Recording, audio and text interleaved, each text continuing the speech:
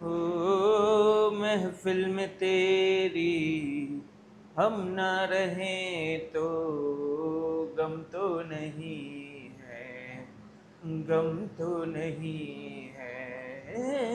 किससे हमारी नजदीकियों के कम तो नहीं है, कम तो नहीं है।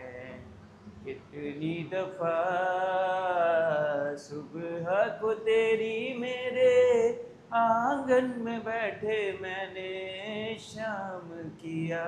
चन्ना मेरे या मेरे या, चन्ना मेरे या मेरे या, चन्ना मेरे या मेरे या बेलिया ओ पिया। Welcome to Maheshwari classes. हमारे प्यारे से चैनल पे आप लोगों का स्वागत है बेटा। और शुरुआत कर रहे हैं हम लोग आज एक बेहतरीन चैप्टर से जिसका नाम है इलेक्ट्रोकेमिस्ट्री। और सीरियसली आप लोग, मैं ये ही सोच रहा हूँ कि आप लोग बहुत अच्छे से पढ़ाई कर रहे होंगे। 12th का जो हमारा चैप्टर है वो बहुत ज़ोरों शोरों से चल रहा है। सॉल्यूशन चैप्टर आप लोगों ने पिछले लेक्चर्स में पढ़ लिया होगा। अगर नहीं पढ़ा हो तो प्लीज़ आप लोग फटाफट अपने चैनल की प्लेलिस्ट में जाओ, सॉल्यूशन चैप्टर में जाओ और स्टार्ट हो जाओ सॉल्यूशन चैप्टर पढ़ना। आज हम लोग शुरू करेंगे इलेक्ट्रोकेमिस्ट्री चैप्टर। एंड इलेक्ट्रोकेमिस्ट्री की शुरुआत जो होगी उसमें हम लोग क्या क्या आज के लेक्चर में पढ़ेंगे उसके बारे में बता देते हैं। तो हम लोग आज पढ़ेंगे बेटा इलेक्ट्रोकेमिकल सेल का फुल कॉन्सेप्ट। ठीक है, पूरे कॉन्सेप्ट इलेक्ट्रोकेमिकल सेल के क्या होते हैं उसके बारे में बात करेंगे। चलिए शुरू करते हैं हम लोग हमारे चैप्टर को। और बढ़िया तरीके से आप लोग फटाफट जल्दी से यहाँ पर अटेंशन हो जाओ। ठीक है, अपनी अपनी कॉपी पेन निकालिए, चैप्टर की हेडिंग डालिए इलेक्ट्रोकेमिस्ट्री। फटाफट निकालो भैया। सर कितना पेज छोड़ूं सर, पिछले वाले का बैकलॉग चल रहा है सर, इस चैप्टर को साथ में चलाऊंगा सर। तो बेटा ऐसा है, जब जागो तभी सवेरा। इसको पहले चैप्टर से शुरू करो, अगला जो चैप्टर है वो कहीं और आप कॉपी के लास्ट के अंदर बनाइए। ठीक है, कैसे भी करो यार, आप लोगों को पढ़ना है बेटा, पढ़ना है। और पढ़ना है तो सब कुछ करना पड़ेगा, राइट। ठीक है, अटेंटिव रहो, रोज का रोज काम करोगे तो ही मेहनत सफलता में कन्वर्ट होगी। ठीक है, और रोज आलस करोगे कि नहीं मैं आज क्या करूं, आज रहने देता हूं ना, आज लेक्चर नहीं हो रहा है मुझसे, तो बेटा वैसे ही छोटे छोटे लेक्चर्स बन रहे हैं जिसमें सारी चीज कवर करने की कोशिश कर रहे हैं, राइट। ठीक है, फटाफट से जल्दी से अपनी कॉपी पेन निकालिए, स्टार्ट हो जाइए, हेडिंग डालिए इलेक्ट्रोकेमिस्ट्री चैप्टर। ठीक है, क्या हम लोग पढ़ेंगे इस चैप्टर के अंदर, क्या हम लोग पढ़ेंगे। तो सबसे पहले देखिए कि इलेक्ट्रोकेमिस्ट्री का मतलब क्या होता है। मैं अलग अलग चीज़ों से लिख देता हूँ।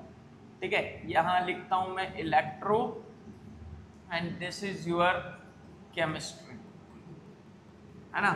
इलेक्ट्रो का मतलब क्या है, इलेक्ट्रिक करंट, एंड केमिस्ट्री का मतलब क्या है, केमिकल रिएक्शन। ठीक है, तो जहाँ पे इलेक्ट्रिक करंट से केमिकल रिएक्शन हो जाए या केमिकल रिएक्शन को यूज लेके हम लोग इलेक्ट्रिक करंट करवा दें, ठीक है, तो उसको क्या बोलेंगे हम लोग, इलेक्ट्रोकेमिस्ट्री बोलेंगे। ठीक है, तो इलेक्ट्रिक करंट कैसे कैसे, इसमें सबसे इंपॉर्टेंटली हमको पढ़ना है इलेक्ट्रोकेमिकल सेल, जिसको ही गैल्वेनिक सेल, वोल्टिक सेल कहा जाता है। बेसिक प्रिंसिपल इस चीज का क्या है, केमिकल रिएक्शन जो होती है ये कन्वर्ट होती है किसमें, इलेक्ट्रिक करंट में। केमिकल रिएक्शन कन्वर्ट होती है किसमें, इलेक्ट्रिक करंट में। ये इसका बेसिक प्रिंसिपल है, राइट। चलिए नेक्स्ट, कैसे दिमाग में आया कि इलेक्ट्रोकेमिस्ट्री पढ़ी जाए, कैसे दिमाग में आया। तो इसके लिए एक एक्सपेरिमेंट किया गया था। ठीक है, इस एक्सपेरिमेंट को देख के दिमाग में आया कि इलेक्ट्रोकेमिस्ट्री हो सकती है, राइट। कैसे, देखिए, एक अपन ने कॉपर सल्फेट का सॉल्यूशन ले लिया। मान लिया ये कॉपर सल्फेट है, सारा ब्लू कलर का होता है। ठीक है, ये कॉपर सल्फेट है। इस कॉपर सल्फेट का कलर क्या होता है बेटा, ब्लू होता है। कॉपर सल्फेट का कलर क्या होता है, ब्लू होता है। इसके अंदर ये जिंक की रॉड डाल दी, इसमें ये जिंक की रॉड डाल दी। ठीक है, जिंक की रॉड डालने से एक रिएक्शन परफॉर्म हुई यहाँ पे Zn प्लस CuSO4। ठीक है, एंड सिंस Zn जो होता है वो Cu को क्या करता है, डिस्प्लेस कर देता है, तो ZnSO4 प्लस Cu रिएक्शन होगी, ZnSO4 प्लस Cu की रिएक्शन होगी। तो अब इस चीज में क्या क्या ऑब्जर्वेशन हमको मिली, देखिए Zn जो है वो CuSO4 के साथ में रिएक्ट होता गया, Zn CuSO4 के साथ में रिएक्ट होता गया, तो इसका वेट रिड्यूस होता गया, इसका वेट रिड्यूस होता गया।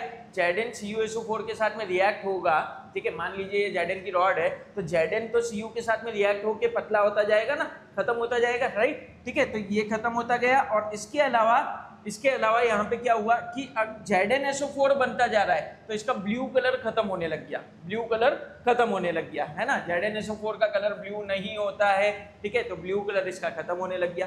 थर्ड थिंग इसके अंदर हुई कि Cu अलग से आया, Cu अलग से आया, तो Cu जो थी वो ऐसे ऐसे रेड प्रेसिपिटेट की फॉर्म के अंदर हमको मिला, रेड प्रेसिपिटेट की फॉर्म के अंदर हमको अलग से Cu पड़ा हुआ मिला, ठीक है, जिसको आपने क्या बोला, रेड प्रेसिपिटेट। डन, ठीक है, तो ये हमारे पास में कुछ ऑब्जर्वेशंस थी। अब सबसे इंपॉर्टेंट, सर इसको देख के क्या इलेक्ट्रोकेमिस्ट्री दिमाग में आई, ठीक है, अब इसके अंदर क्या हुआ बेटा, थर्मोमीटर लगा हुआ था, थर्मोमीटर, तो इससे क्या हुआ, सडनली टेम्परेचर राइज देखने को मिला। नॉर्मल जो था, ठीक है, नॉर्मल जो सॉल्यूशन हमने लिया था, जब ये रिएक्शन हुई उसके बाद में टेम्परेचर राइज देखने को मिला। दैट मीन्स यहाँ पे क्या हुआ है, यहाँ पे क्या हुआ है, आपने यहाँ रिएक्शन करवाई और उसकी वजह से टेम्परेचर कन्वर्ट हुआ, मतलब केमिकल रिएक्शन से हीट एनर्जी बन गई, केमिकल रिएक्शन से हीट एनर्जी बन गई। फटाफट आ जाओ, ऑब्जर्वेशंस देख लेते हैं क्या क्या चीजें हमारे साथ में हुई थी। सबसे पहले Zn जो था उसमें वेट में रिडक्शन हुआ। सेकेंड थिंग, ब्लू कलर जो था उसका वो फेड अवे हो गया, है ना, खत्म हो गया। नेक्स्ट, रेड प्रेसिपिटेट देखने को मिला, देखिए red precipitate. And last thing, temperature इसका बढ़ गया था। ये चार ऑब्जर्वेशंस हमको देखने को मिले, ठीक है, तो इन चारों ऑब्जर्वेशंस की वजह से क्या क्या कहानियां आती है वो देखिए। जिंक का ऑक्सीडेशन हुआ, जिंक का ऑक्सीडेशन हुआ, देखिए Zn ने अपने अंदर से Zn2+ और 2 इलेक्ट्रॉन रिलीज कर दिए, Zn ने अपने अंदर से Zn2+ और 2 इलेक्ट्रॉन रिलीज कर दिए, राइट, ठीक है, अंदर चले गए थे। एंड अंदर जो था, देखिए यहाँ से ये Zn ने अपने अंदर से रिलीज कर दिए कितने, 2 इलेक्ट्रॉन, और Zn2+ में कन्वर्ट हो गया।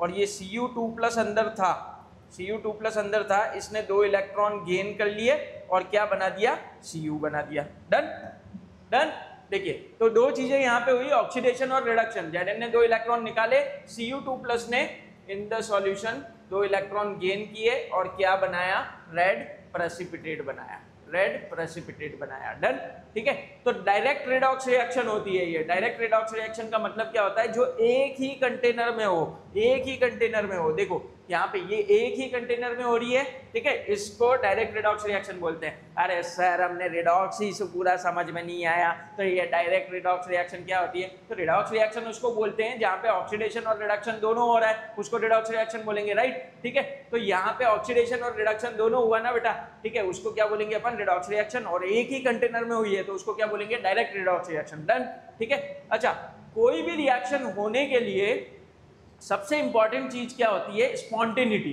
कि ये रिएक्शन स्पॉन्टेनियस है तो ये रिएक्शन हो रही है, अगर रिएक्शन स्पॉन्टेनियस नहीं है तो ये रिएक्शन नहीं हो रही है, राइट, ठीक है, तो स्पॉन्टेनियस रिएक्शन होती है और उसके लिए कहानी क्या होती है कि delta G should always be negative, delta G negative होगा तभी तो रिएक्शन स्पॉन्टेनियस होगी, ठीक है, आगे बात समझ में, हाँ, चलिए, डन डन। सर आप है ना सर, क्या कर रहे हो सर, वापस आ जाओ जल्दी से, फटाफट रिवाइज करो। डन, जल्दी जल्दी देखो, इलेक्ट्रिक करंट से केमिकल करंट बना। इलेक्ट्रिक करंट जो होता है उसमें इलेक्ट्रोकेमिस्ट्री हम लोग पढ़ेंगे, ठीक है, इलेक्ट्रोकेमिस्ट्री का मतलब क्या हुआ, इलेक्ट्रिक करंट और केमिकल रिएक्शन का रिलेशनशिप। डन, ठीक है, बस सर क्या बात कर दी, रिलेशनशिप, इधर चल चल। एक्सपेरिमेंट क्या किया गया जिससे दिमाग में आया, तो Zn की रॉड को CuSO4 में डाला, तो Zn और CuSO4 मिलके ZnSO4 और Cu बनाया, जिसमें कुछ फॉलोइंग ऑब्जर्वेशंस आई थी हमारी, ठीक है। देन हमने देखा कि भाई यहाँ पे ऑक्सीडेशन और रिडक्शन दोनों होते हैं, since this is a direct redox reaction because it has completed in a single container only, ठीक है, तो स्पॉन्टेनियस रिएक्शन होगी तो ही ये रिएक्शन होती है, जो किससे पता चला, टेम्परेचर राइज होने की वजह से। अब क्या होता है, यहाँ पे एनर्जी जो रिलीज हुई है वो किस फॉर्म में, हीट की फॉर्म में रिलीज हुई, तो यहाँ से एक ऑब्जर्वेशन क्या निकला बेटा कि केमिकल एनर्जी कन्वर्ट हो गई किसमें, हीट एनर्जी में, केमिकल एनर्जी कन्वर्ट हो गई किसमें, हीट एनर्जी में, ठीक है। तो यहीं से आइडिया लिया गया, the idea of converting chemical energy to electrical energy is taken from here. ठीक है, यहीं से दिमाग चला कि यार केमिकल एनर्जी को हीट एनर्जी में कन्वर्ट किया जा सकता है। ठीक है, तो फिर केमिकल एनर्जी से इलेक्ट्रिकल एनर्जी की बनाने की भी कोशिश करी जा सकती है, राइट। ठीक है, स्लिप ऑफ टंग हो रहा है। चलो आ जाओ, इलेक्ट्रोकेमिकल सेल, यहां से इस चैप्टर की शुरुआत होती है। चलिए शुरू करते हैं हम लोग। बहुत बढ़िया, अच्छा चल रहा है, डन, आवाज आ रही है, हाँ बहुत बढ़िया। चलिए डन। इलेक्ट्रोकेमिकल सेल, इसी को गैल्वेनिक सेल भी कहा जाता है, इसी को वोल्टेक सेल भी कहा जाता है। बेसिकली गैल्वेनिक और voltaic cell are the parts of electrochemical cell, right. ठीक है, इसको आगे मैं बताऊंगा आपको। चलिए समझ, प्रिंसिपल क्या है इसका, बेसिक प्रिंसिपल क्या है।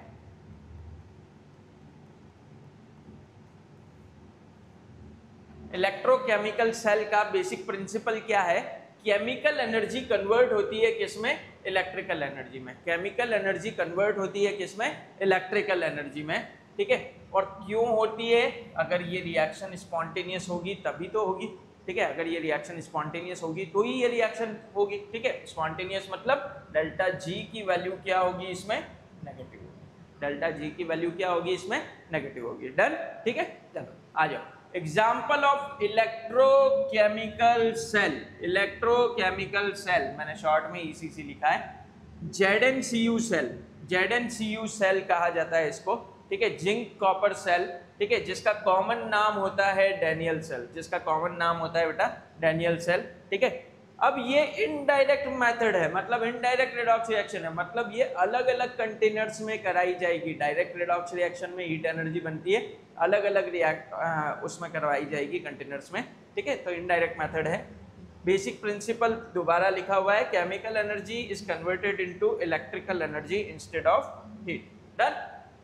चलिए शुरू करते हैं हम लोग हमारा इलेक्ट्रोकेमिकल सेल का कंस्ट्रक्शन। ठीक है, तो स्वागत है एक बार फिर से आप सभी का हमारे प्यारे से चैनल माहेश्वरी क्लासेस के अंदर। और आप लोग बेटा फुल ऑन अपनी सारी जो डाउट्स होते हैं या कुछ भी होता है आप लोग डेफिनेटली कमेंट सेक्शन में डाल सकते हैं। ठीक है, तो डैनियल सेल की शुरुआत हम कर रहे हैं। Daniell cell is a example of galvanic, voltaic या इलेक्ट्रोकेमिकल सेल। डैनियल सेल इनका एग्जाम्पल होता है।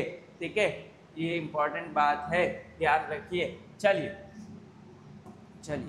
तो शुरू करते हैं इलेक्ट्रोकेमिकल सेल के कंस्ट्रक्शन को। तो इलेक्ट्रोकेमिकल सेल जो होता है बेटा, ये यहाँ ZnSO4 का सॉल्यूशन भरा हमने। ठीक है, मैं आपको बढ़िया सा ZnSO4 मान लेते हैं, ये येलो कलर का बना ZnSO4 का सॉल्यूशन। ठीक है, मान लिया है, होता नहीं है, ध्यान रखिएगा।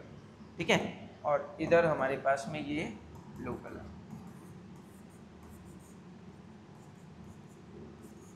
ये copper sulphate solution, copper sulphate solution. Zn जो है वो क्या है बेटा, नेगेटिव चार्ज है। Zn जो है वो क्या है, नेगेटिव चार्ज है। और इधर हम लोग नेगेटिव चार्ज को बोलते हैं एनोड। ठीक है, इधर हम लोग पॉजिटिव चार्ज को बोलते हैं कैथोड। पर सर कैथोड नेगेटिव होता है, एनोड पॉजिटिव होता है ना। तो सिर्फ और सिर्फ इलेक्ट्रोकेमिकल सेल ऐसा सेल है जहाँ पे एनोड को नेगेटिव लिया जाएगा, कैथोड को पॉजिटिव लिया जाएगा। ठीक है, समझिएगा क्यों। देखिए यहाँ पे हम लोगों ने Zn को नेगेटिव चार्ज लिया है और इसको पॉजिटिव चार्ज किया है। इलेक्ट्रॉन का फ्लो कहाँ से कहाँ होता है, इलेक्ट्रॉन का फ्लो नेगेटिव टू पॉजिटिव होता है, नेगेटिव टू पॉजिटिव होता है। इलेक्ट्रॉन का फ्लो नेगेटिव टू पॉजिटिव होता है।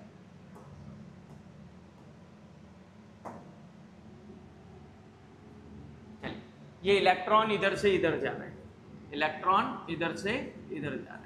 तो अब इलेक्ट्रॉन का फ्लो चालू हुआ है। ठीक है, बीच में एमीटर लगा है तो ऑब्वियसली करंट भी फ्लो करेगा। This is the direction of direction of electric current,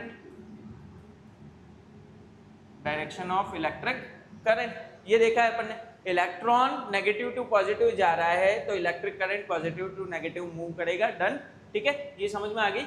अब इसमें समस्या क्या आएगी, जो देखो पहले तो रिएक्शन को समझ लो। Zn ने अपने अंदर से 2 इलेक्ट्रॉन निकाल दिए, Zn ने अपने अंदर से 2 इलेक्ट्रॉन निकाल दिए, ठीक है, और Cu ने उन्हीं 2 इलेक्ट्रॉन्स को ले लिए। तो Zn का तो हो गया ऑक्सीडेशन और Cu का क्या हो गया, रिडक्शन। डन, ठीक है, मतलब एनोड साइड पे क्या होगा, ऑक्सीडेशन, और कैथोड साइड पे क्या होगा, रिडक्शन। ये भी क्लियर, ठीक है। याद रखने का तरीका LOAN, लेफ्ट साइड में हमेशा ऑक्सीडेशन होगा, एनोड हमेशा नेगेटिव टर्मिनल होगा। डन, ठीक है। अब समझिएगा कि यहां पे मान लिया ये हमारी एनोड की रिएक्शन है, ये हमारी एनोड की रिएक्शन है, ये हमारी कैथोड की रिएक्शन है, ये एनोड की रिएक्शन है, ये कैथोड की रिएक्शन है। तो इसको क्या कहा जाएगा, जब किसी भी इलेक्ट्रोड को उसके ही इलेक्ट्रोलाइटिक सॉल्यूशन में डाल दिया जाता है। ध्यान से समझिएगा प्लीज, ठीक है। हेलो, फटाफट इधर देखो, जल्दी इधर देखो, क्या है, जब एनोड पे, ठीक है, या कोई भी इलेक्ट्रोड को, चाहे एनोड या कैथोड, कोई भी इलेक्ट्रोड को उसी के इलेक्ट्रोलाइटिक सॉल्यूशन में डाल दिया जाता है तो उसको बोलते हैं हाफ सेल, हाफ सेल। तो this is a half cell, this is a half cell, दोनों मिला के एक फुल सेल बनती है। डन, तो इसको क्या कहा जाएगा, इसको क्या कहा जाएगा, anode half cell. Since anode जो है नेगेटिव है तो इसको नेगेटिव हाफ सेल भी कहा जाएगा। सिंस यहां पे ऑक्सीडेशन हो रहा है तो ऑक्सीडेशन हाफ सेल भी कह सकते हैं। डन, ठीक है, anode half cell, negative half cell या oxidation half cell. Done, cathode पे, कैथोड कहां होता है, कैथोड, तो कैथोड हाफ सेल या पॉजिटिव हाफ सेल या रिडक्शन हाफ सेल, ये कहा जा सकता है। डन, डन, चलिए नेक्स्ट लेते हैं। अब यहाँ पे प्रॉब्लम क्या आएगी, उस चीज को समझते हैं हम लोग, ठीक है। प्रॉब्लम्स जो आएगी बेटा वो समझिए, यहाँ से इलेक्ट्रॉन निकलता जा रहा है, तो यहाँ बीच में क्या होता जाएगा, यहाँ बीच में क्या होते जाएंगे, पॉजिटिव चार्ज बढ़ते जाएंगे, समझिएगा ध्यान से, ठीक है। अगर यहाँ पे इलेक्ट्रॉन निकलता जा रहा है तो यहाँ पे पॉजिटिव चार्ज बढ़ते जाएंगे, और इधर इलेक्ट्रॉन आता जा रहा है तो इधर नेगेटिव चार्ज बढ़ता जाएगा। Got it. तो एक टाइम आएगा जब उधर से इलेक्ट्रॉन निकलेगा ही नहीं तो इधर आएगा क्या, ठीक है, रिवर्स तो हो नहीं सकता है ना, क्योंकि एनोड से कैथोड ही इलेक्ट्रॉन का ट्रांसफर होगा, तो रिवर्स होगा नहीं। तो अब उस केस में क्या होगा, ये सेल डिस्चार्ज हो जाएगा, तो भैया लगाया, ठीक है, सेल को लगाया और लगने चालू होने के पहले ही फटाफट सारे इलेक्ट्रॉन उधर चले गए, डिस्चार्ज हो गया, ठीक है। तो इस प्रॉब्लम का सॉल्यूशन क्या है, सबसे पहले प्रॉब्लम को डिफाइन करो, ठीक है। प्रॉब्लम क्या है कि लेफ्ट हाफ के अंदर पॉजिटिव चार्ज बढ़ने लग जाएगा और राइट हाफ के अंदर नेगेटिव चार्ज बढ़ने लग जाएगा, ठीक है, जिसकी वजह से आउटवर्ड और इनवर्ड फ्लो ऑफ इलेक्ट्रॉन रुक जाएगा, ठीक है। तो ये प्रॉब्लम जो होता है क्यों होती है, क्योंकि चार्ज डेवलप हो रहा है सॉल्यूशन में, और हम ये चाहते हैं कि सॉल्यूशन में चार्ज डेवलप ही ना हो, ताकि वो कंटिन्यूअसली आयंस का मूवमेंट चलता रहे और सेल लंबा चले। डन, ठीक है। तो इसका जो सॉल्यूशन होता है, वो क्या है बेटा, इन्वर्टेड यू ट्यूब स्ट्रक्चर। आय हाय सर, क्या बात कर दी, YouTube, inverted U tube structure. तो इन्वर्टेड यू ट्यूब स्ट्रक्चर क्या होता है इसका, ठीक है, क्या होता है, इसको कहा जाता है, मैं थोड़ा इसमें लिखता हूं, इसको कहा जाता है सॉल्ट ब्रिज, ठीक है, इसको कहा जाता है सॉल्ट ब्रिज, है ना, सॉल्ट ब्रिज कहा जाता है। तो सॉल्ट ब्रिज क्या होता है, inverted U tube glass structure है, ये देखो उल्टा यू ट्यूब स्ट्रक्चर है, ठीक है। इसको हमको, इसके अंदर क्या भरा हुआ था, जैसे KCl, K2SO4, KNO3, NH4Cl, अगर पाउडर के अंदर भरा हुआ होता है। डन, ठीक है। अब इसमें क्या होता है, इसमें क्या होता है समझो, जैसे इस तरफ मैं आपको बना के बता देता हूँ पूरा, ठीक है। जैसे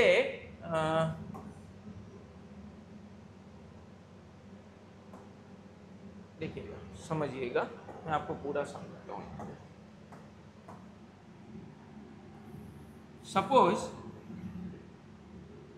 ये आपका इलेक्ट्रोकेमिकल सेल है, इधर हमारे पास में जिंक का रॉड, इधर कॉपर का रॉड, ये ZnSO4 सॉल्यूशन, ये CuSO4 सॉल्यूशन, ठीक है।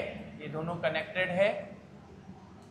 है, इलेक्ट्रॉन का फ्लो इधर से इधर जा रहा है and direction of electric current ऐसे आ रहा है, डन, ठीक है। ये हमारा Zn का रॉड और ये हमारा Cu का रॉड।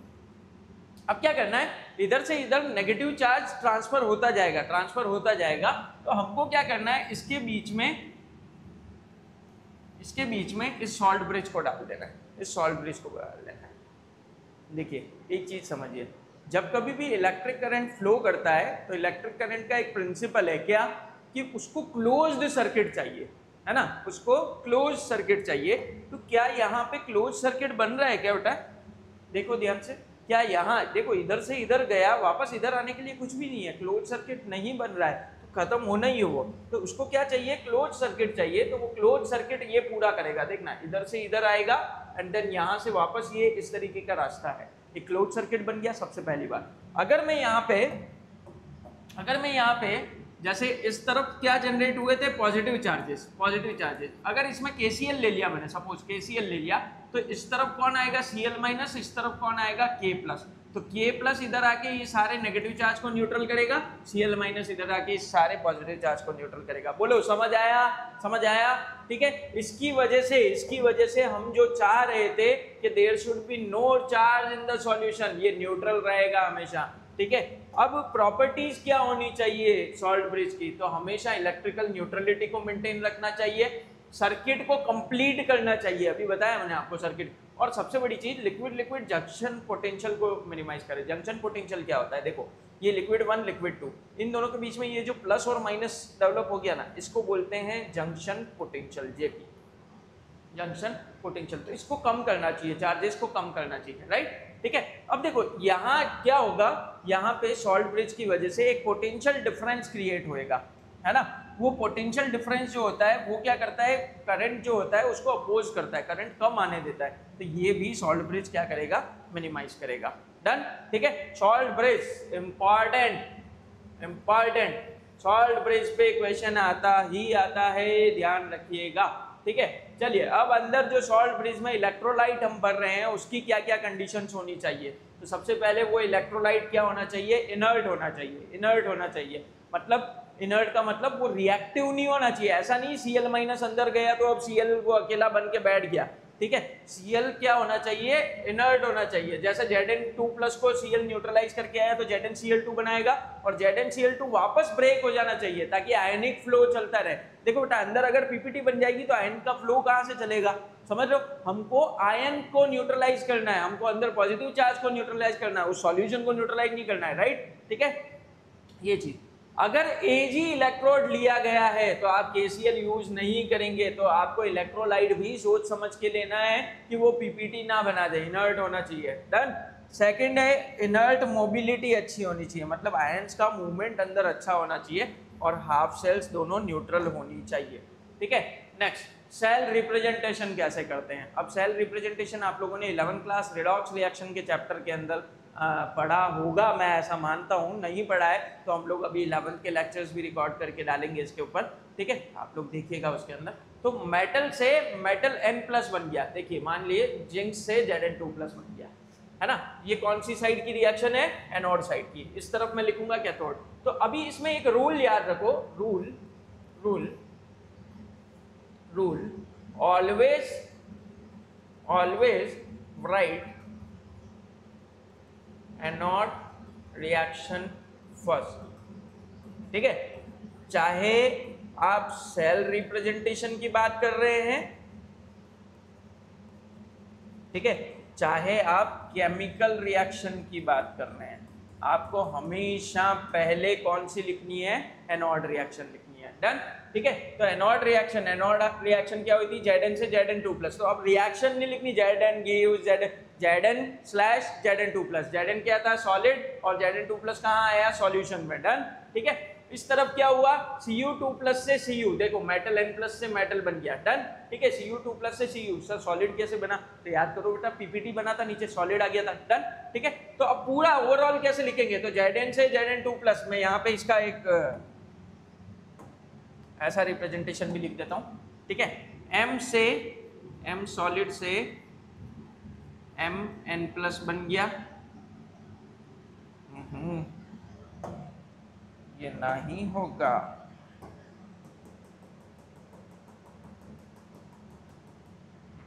M सॉलिड से Mn+ बन गया एक्वस में, डबल स्लैश रिप्रेजेंट कर रहा है किसको, सॉल्ट ब्रिज को, और Mn+ से इस तरफ ले लिया, Mn+ दूसरा मेटल, इससे M सॉलिड बन गया, डन, ठीक है। ये आपका रिप्रेजेंटेशन हो गया। ओवरऑल रिएक्शन कैसे लिखोगे, तो Zn से Zn ने 2 इलेक्ट्रॉन निकाल दिए, ये कौन सी रिएक्शन हो गई, ऑक्सीडेशन हाफ सेल, ठीक है। Cu2+ ने 2 इलेक्ट्रॉन गेन कर लिए, ये कौन सी रिएक्शन हो गई, रिडक्शन हाफ सेल।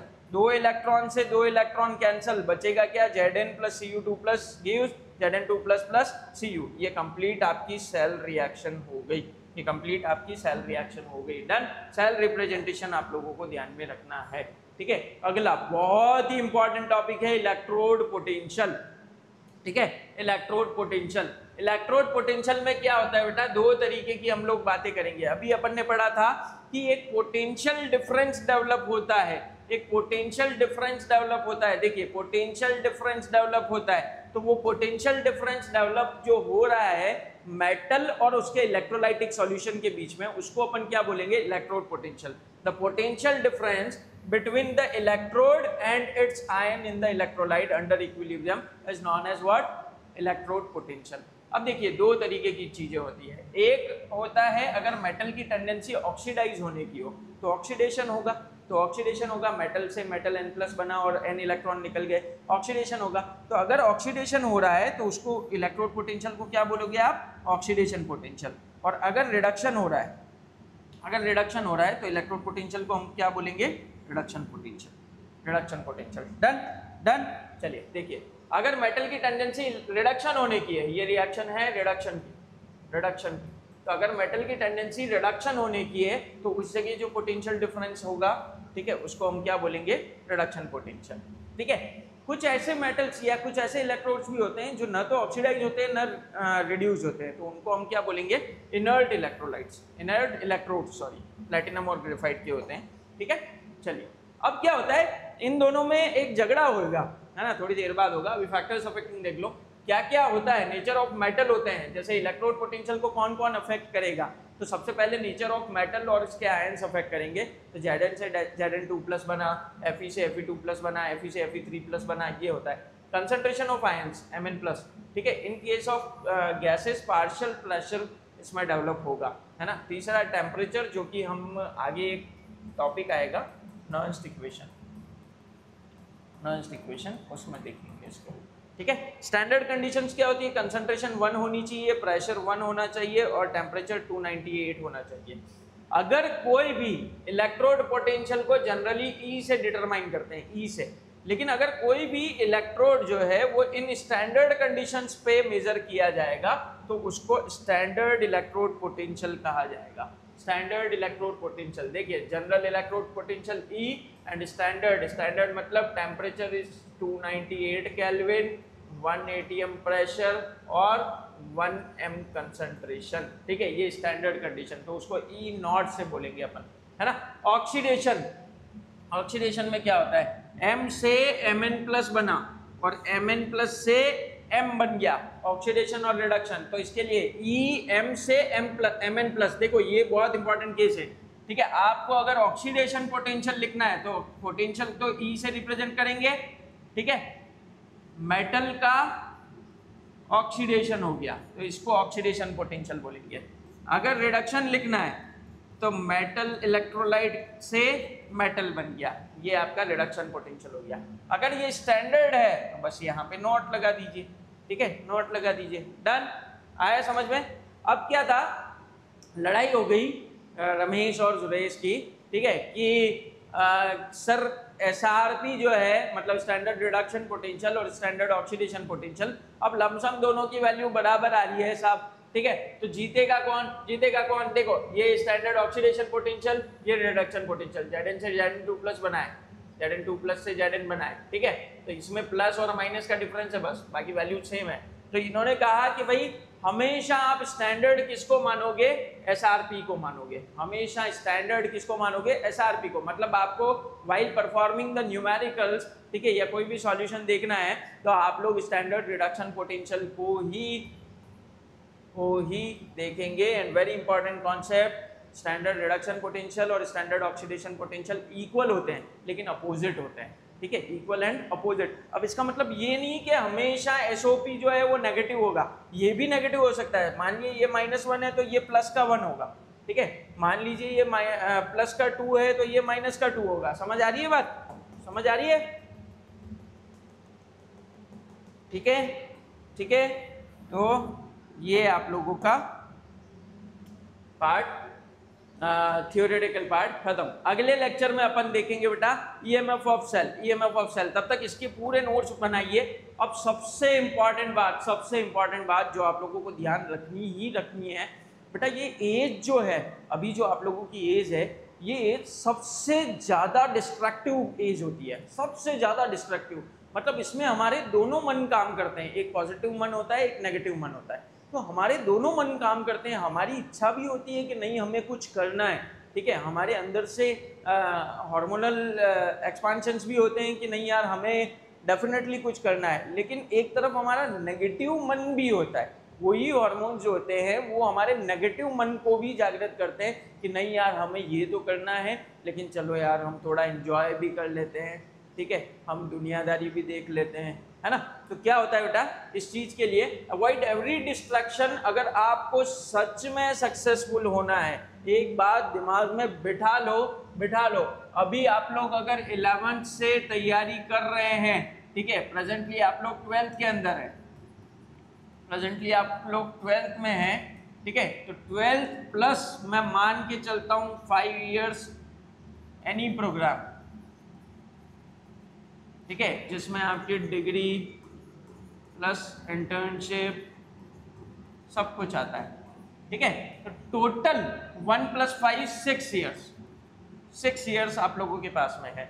अब क्या होता है, 6 साल, अभी प्रेजेंटली आप लोगों की एज होगी, मैं मान के चलता हूं 17 years आप लोगों की एज है, एज प्रेजेंट, ठीक है, तो टोटल ईयर्स कितने हुए, 17 and 6, 16 + 6 22, 23 ईयर्स। मतलब in just 23 years of age आप लोगों का प्लेसमेंट होना चाहिए, आप लोगों का प्लेसमेंट हो जाना चाहिए, ठीक है, आप लोग अच्छी तरीके से प्लेस्ड हो जाने चाहिए, ठीक है, आपका कैरियर शुरू हो जाना चाहिए, सक्सेस हो जाने चाहिए, ठीक है। अगर बेटा ये 6 साल, अगर ये 6 साल 6 years एंजॉय कर लिया, अगर ये 6 साल एंजॉय कर लिया, मैं मान लेता हूँ लाइफ टोटल हमारी 60 years है, ठीक है, जिसमें से 23 साल स्टडीज में निकल गए, ठीक है, प्लस एंजॉय ये निकल गया, तो आने वाले जो हमारे पास में 37 years है, ठीक है, आने वाले जो हमारे पास में 37 years है वो स्ट्रगल रहेगा, ठीक है। लेकिन अगर